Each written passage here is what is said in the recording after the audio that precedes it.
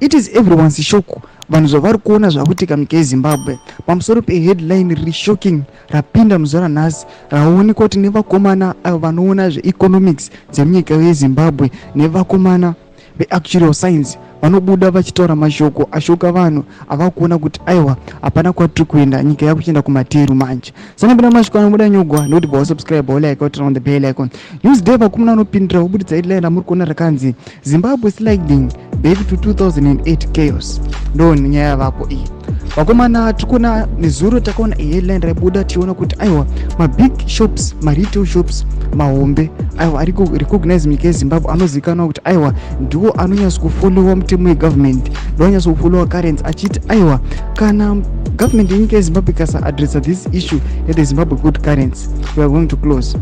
Close soon, even within 30 days tinenge tatomira maoperations nekuti hazvisi kubetsera noda kwekuti they are just incurring malosses. Tikuona kuti aiwa the government is pressurizing kuti vanhu vashandise the Zimbabwe good currency but mumastreets macho harisi kuwanikwa. Tiri kuona kuti each and every day pablack market tiri kuona kuti aiwa the rate ruramba ichikwira but tinoona kuti government inenge ichi vanhu vasichishandisa ma-US dollars but iyo the own government yacho iri kushandisa ma-US dollars. Tiri kuona kuti vanhu ndobva vaya vakapay conclusion vakati kwatakuenda yava 2008 crisis. Vanhu vanoziva vakararama muna 2008 zvinhu zvanga zvisina kuchipa.